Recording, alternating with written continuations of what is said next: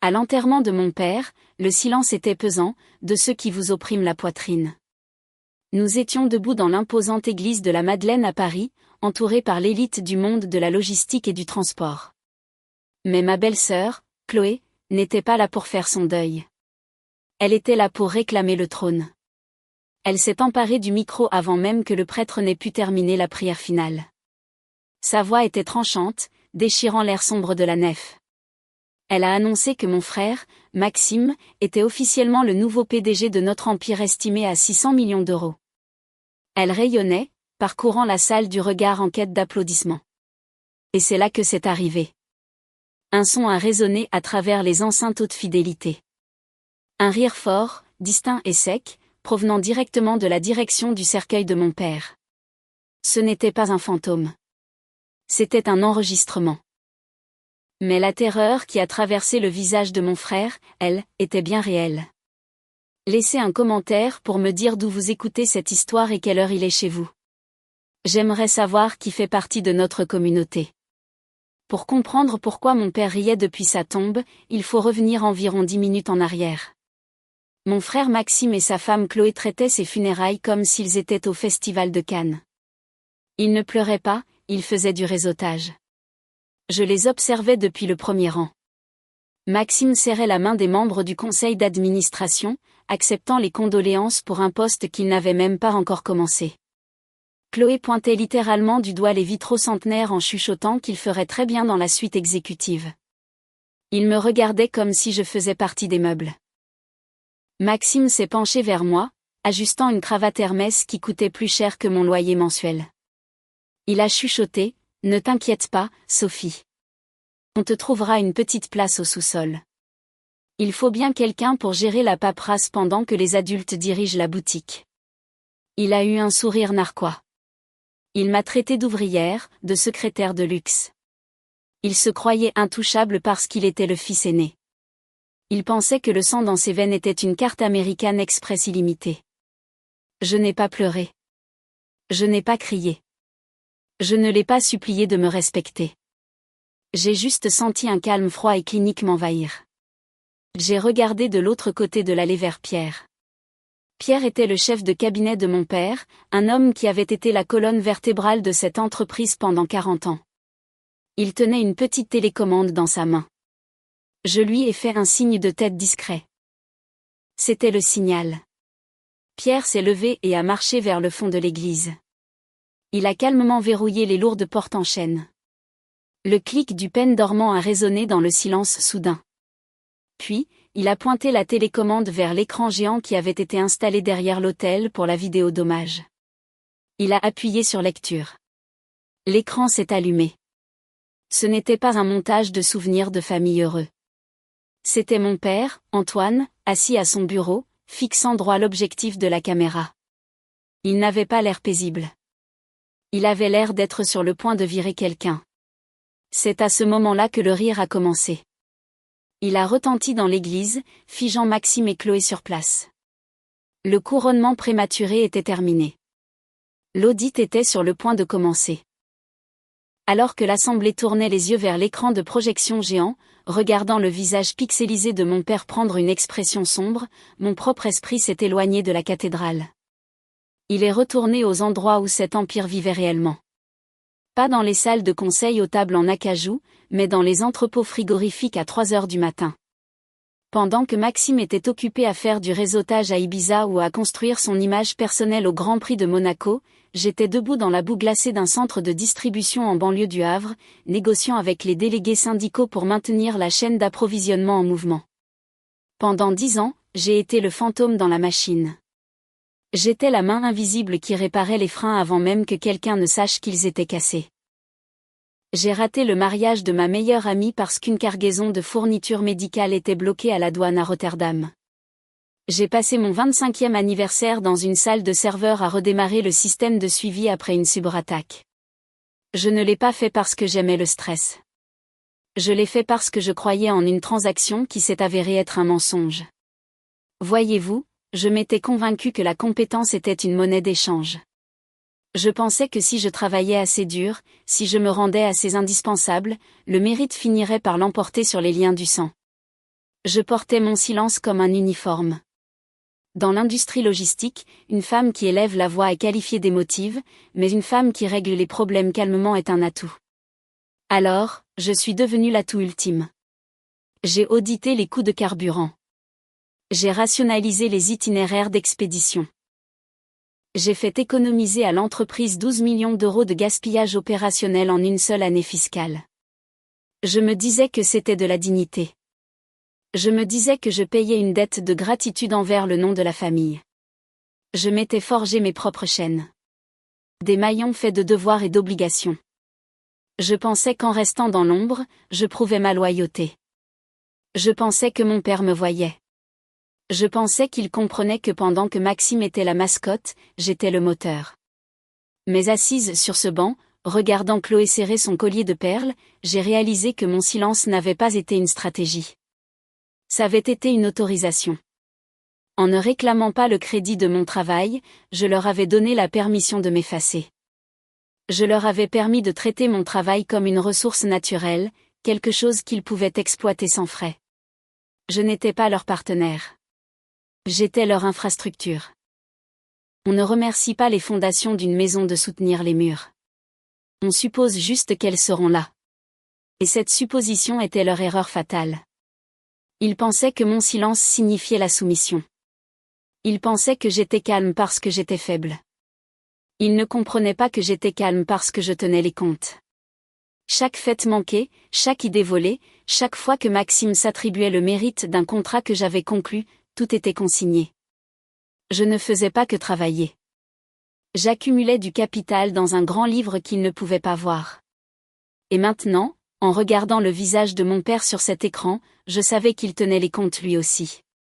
Il avait regardé Maxime traiter l'entreprise comme sa tirelire personnelle. Et il m'avait regardé la traiter comme une chose vivante, qui respire et qui a besoin de protection. Les chaînes invisibles étaient sur le point de se briser et le bruit de leur rupture allait être assourdissant. Pour comprendre pourquoi je n'ai pas ressenti une once de culpabilité en regardant mon frère transpirer dans cette église, vous devez voir ce qui s'est passé il y a 3 jours. Notre père était mort depuis moins de 4 heures. Le médecin légiste venait de quitter la maison familiale. Mais Maxime et Chloé ne sont pas allés aux pompes funèbres. Ils sont allés directement au siège social à La Défense. J'étais déjà là, assise dans le bureau de mon père avec Pierre, essayant de stabiliser le cours de l'action et de rassurer nos partenaires mondiaux que l'entreprise n'allait pas s'effondrer. Nous étions en deuil, mais nous travaillons parce que c'est ce que ce métier exige. Puis les portes de l'ascenseur se sont ouvertes et le cirque est arrivé. Maxime est entré comme s'il venait de conquérir une nation. Il ne portait pas de noir. Il portait un costume bleu marine qui hurlait « Nouveau riche ». Il n'a pas demandé comment s'organisaient les funérailles. Il n'a pas posé de questions sur les employés.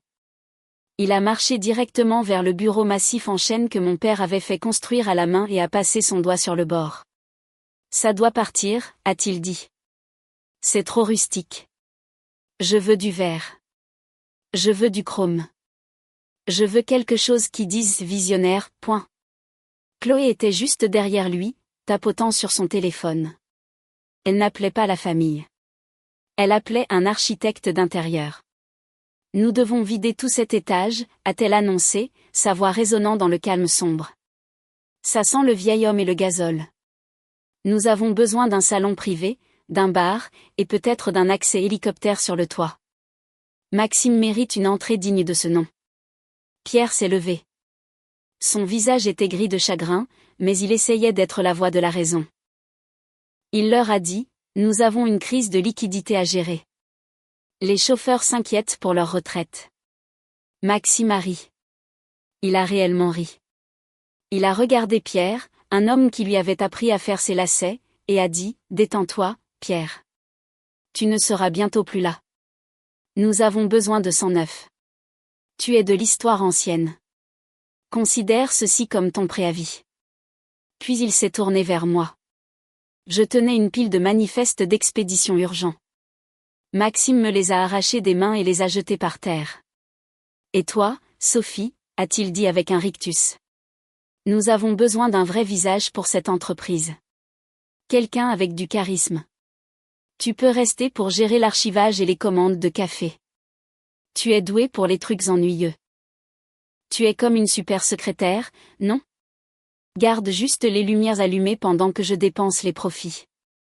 Ils ont passé l'heure suivante à parler de la liquidation de la flotte de camions pour acheter une villa dans le Luberon parce que le télétravail est l'avenir. Ils parlaient de démanteler un héritage de 50 ans pour financer des vacances permanentes. C'étaient des rois de papier. Ils pensaient que le titre leur donnait le pouvoir. Ils ne comprenaient pas que le pouvoir vient du respect des gens que vous dirigez. Et en 60 minutes, ils en avaient perdu chaque gramme. Je n'ai pas discuté avec eux. J'ai ramassé les papiers par terre. Je les ai organisés en une pile soignée. J'ai regardé Pierre et j'ai vu le feu dans ses yeux. C'est à ce moment-là que le plan est né. Il voulait le titre. Très bien. Ils pouvaient l'avoir le titre, mais ils étaient sur le point de découvrir que la couronne qu'ils volaient était faite de plomb et qu'elle allait les entraîner directement au fond de l'océan. La vidéo sur l'écran ne montrait pas un montage de parties de pêche ou de fête d'anniversaire. Elle ne s'est pas adoucie en un adieu larmoyant. Au lieu de cela, l'image de mon père s'est penchée en arrière dans son fauteuil en cuir, il a croisé les bras, et la caméra a zoomé sur ses yeux. Ils étaient durs, inflexibles, les yeux d'un homme qui avait affronté des grèves syndicales et des effondrements de la chaîne d'approvisionnement pendant 40 ans. Il s'est raclé la gorge et le son a résonné sur les murs de l'église comme un marteau de juge frappant son bureau. Maxime, a tonné la voix enregistrée de mon père. Tu as passé les 10 dernières années à attendre ce moment. Tu as attendu que je meure pour pouvoir enfin arrêter de demander la permission et commencer à dépenser le capital. Tu as toujours pensé que ma générosité était un signe d'amour. Tu pensais qu'à chaque fois que je faisais un chèque pour une de tes idées brillantes, je te soutenais. L'image sur l'écran a changé. Le flux vidéo s'est réduit dans un coin, remplacé par une image haute résolution d'un énorme tableau Excel. Les lignes étaient colorées en rouge. C'était un grand livre de comptes. Un registre des péchés. Passons en revue le portefeuille, a narré mon père, sa voix sèche et clinique. Point 1. La boîte de nuit à Saint-Tropez. Tu m'as dit que c'était un investissement culturel. Coût, 2 400 000 euros. Statut, faillite en 6 mois. Point 2. L'entreprise de restauration de voitures anciennes. Coût, 1 800 000 euros. Statut, liquidé pour la ferraille. Point 3. Tes consultants en images personnelles. Coût, 400 000 euros par an. L'assemblée était silencieuse comme la mort. On pouvait entendre le bourdonnement de la climatisation. Chloé avait arrêté de pointer l'architecture du doigt. Elle fixait l'écran, la bouche légèrement ouverte, regardant les chiffres défiler. C'était un audit public de tout leur train de vie. Les gens me disaient que je te gâtais, a continué mon père. Ils me disaient que je te ruinais en te donnant tout ce que tu demandais. Mais ils avaient tort. Je ne te gâtais pas, fils. Je te testais. Je menais une étude de faisabilité sur ton caractère. Je t'ai donné des ressources illimitées pour voir si tu allais construire quelque chose ou si tu allais juste tout brûler. Je voulais voir si l'enfant roi pouvait réellement transformer le plomb en or ou s'il allait juste tout peindre en jaune et s'arrêter là. C'était la malédiction de l'enfant roi révélée en résolution 4K. Mon père n'avait pas été aveugle à l'incompétence de Maxime. Il l'avait documenté. Il avait permis à Maxime de consommer son propre avenir parce qu'il savait que c'était le seul moyen de prouver empiriquement qu'il n'était pas apte à diriger. Il avait donné la corde à Maxime, et Maxime avait noué le nœud coulant lui-même. Tu as échoué au test, Maxime, a dit mon père, le tableau disparaissant pour laisser place à son visage à nouveau. Tu as tout brûlé. Mais voici la chose que tu as oubliée. Je suis un homme d'affaires. Je ne donne pas de capital sans paperasse. Te souviens-tu de ces accords standards que Pierre te faisait signer? À chaque fois que je te virais de l'argent, tu ne les lisais pas. Tu étais trop occupé à sabrer le champagne. Mais si tu les avais lus, tu saurais quelque chose de très important. Mon père a souri sur l'écran, une expression froide et terrifiante. Ce n'étaient pas des cadeaux, Maxime. C'étaient des prêts. Des prêts sur ton héritage. Et d'après mes calculs, tu as déjà dépensé chaque centime. Le tableau a disparu de l'écran, remplacé par une image scannée d'un document légal. C'était un papier blanc immaculé, indubitablement officiel. En bas, à l'encre bleue, s'étalait une signature arrogante, Maxime Vasseur. Mon frère s'est penché en avant sur le banc, plissant les yeux. J'ai vu le moment où il a compris. Sa mâchoire est tombée. Ses mains ont commencé à trembler. Il y a 5 ans, a entonné la voix de mon père. Tu avais besoin d'argent pour une caution après cet incident à Monaco. Tu en avais besoin vite et tu avais besoin que ça reste discret. Tu as signé cette reconnaissance de dette et cet accord de transfert de parts sociales. Tu ne l'as pas lu parce que la police était trop petite et que tu avais trop la gueule de bois. Mais laisse-moi te lire la clause clé. Le texte sur l'écran a zoomé, surlignant le paragraphe 4. Dans le cas où la dette totale de l'emprunteur envers la société excède 6 millions d'euros, l'emprunteur accepte de renoncer à tous ses futurs droits de vote, actions et prétentions à l'héritage dans la société. De plus, lesdites parts seront immédiatement transférées à toute partie qui s'acquittera de la dette impayée au nom de la société. Le silence dans l'église était absolu. On aurait pu entendre une mouche voler. Mon père a fait une pause sur la vidéo, laissant le jargon juridique pénétrer les esprits. Le mois dernier, a-t-il continué, ta dette a atteint 6 200 000 euros. Techniquement, l'entreprise aurait pu te poursuivre. Nous aurions pu saisir ton appartement, tes voitures, tout. Mais quelqu'un est intervenu. Quelqu'un a fait un chèque pour apurer les comptes. Quelqu'un a utilisé ses propres primes de performance, ses propres économies, et la sueur de son front pour payer tes erreurs afin que l'entreprise ne coule pas. L'écran a changé une dernière fois. Il montrait un reçu de virement bancaire. Le montant, 6 200 000 euros. L'émetteur, Sophie Vasseur. Tu n'as pas hérité de l'entreprise, fils, a dit mon père, sa voix tombant dans un murmure qui ressemblait à un cri. Tu l'as vendue. Tu l'as vendue pièce par pièce, verre par verre, erreur par erreur. Et ta sœur l'a achetée. Elle n'a pas simplement hérité de cet empire. Elle l'a acheté à sa pleine valeur marchande. Elle possède tes parts. Elle possède ton vote. Elle possède le fauteuil sur lequel tu es assis en ce moment même. J'ai regardé Chloé se tourner vers Maxime. L'expression sur son visage n'était pas de l'amour. Ce n'était pas de l'inquiétude. C'était le regard d'une femme réalisant qu'elle avait misé sur un cheval qui avait déjà été envoyé à l'abattoir. Elle a commencé à lui crier dessus, là, en plein milieu de l'église, mais sa voix a été noyée par les derniers mots de mon père. Sophie, a-t-il dit, regardant la caméra avec une chaleur que je n'avais pas vue depuis des années. Les clés sont dans le coffre-fort. Vire-le. La vidéo s'est coupée au noir. Le bourdonnement du ventilateur du projecteur s'est tu, laissant dans cette cathédrale un silence si profond qu'on avait l'impression que l'air avait été aspiré de la pièce. Les lumières se sont lentement rallumées, illuminant les débris de l'ego de mon frère. J'ai observé Chloé en premier. Elle s'est tournée vers Maxime lentement. L'adoration, la fin de statut social dans ses yeux, tout s'est simplement évaporé. Ça a été remplacé par un regard de pur dégoût, sans mélange. Elle a réalisé en une fraction de seconde que son ticket gagnant était en fait un passif. Elle a réalisé qu'elle n'avait pas épousé un PDG. Elle avait épousé un homme avec 6 millions de dettes et 0 actifs. Elle ne l'a pas réconforté. Elle ne lui a pas tenu la main. Elle l'a bousculé. Tu m'as menti, a-t-elle sifflé, sa voix fissurant le silence. Tu m'as dit que c'était fait. Tu m'as dit que l'argent était à toi. Maxime l'a ignoré. Il s'est extrait du banc et a couru vers moi. Son visage était pâle, luisant de sueur. Il m'a regardé et pour la première fois de sa vie, je n'ai pas vu d'arrogance. J'ai vu la panique. Il a essayé d'attraper ma main, mais j'ai reculé. Sophie, a-t-il balbutié, la voix tremblante. C'est une blague, hein? Papa était malade. Il n'avait pas toute sa tête. Tu ne peux pas vraiment faire ça. On est une famille. On ne vire pas sa famille. Je l'ai regardé, vraiment regardé, et j'ai réalisé quelque chose de profond. Pendant des années, j'avais été intimidée par lui et Chloé. Il marchait avec une telle confiance. Il parlait avec une telle autorité. Mais maintenant, debout là, dépouillé de son héritage, il avait l'air petit.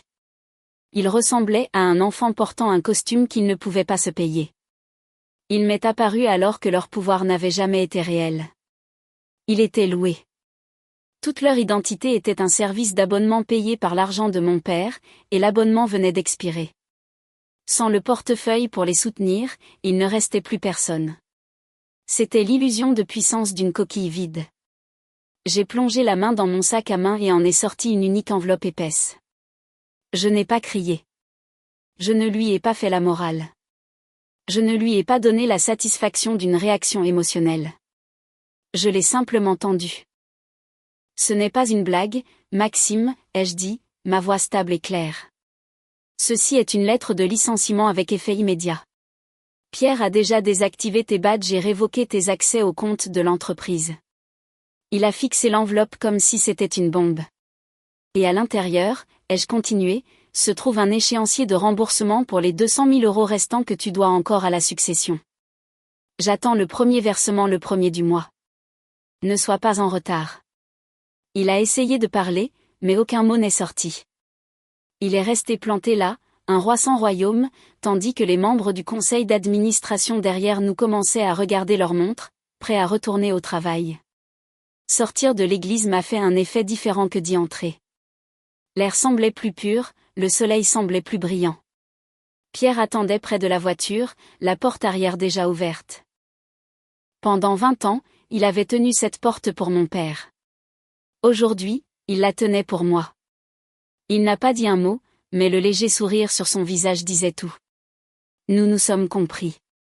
Le chaos était terminé. L'ordre était rétabli.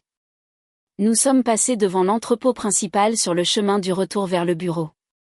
J'ai levé les yeux vers l'enseigne massive, les camions alignés au quai, l'ampleur pure de l'opération.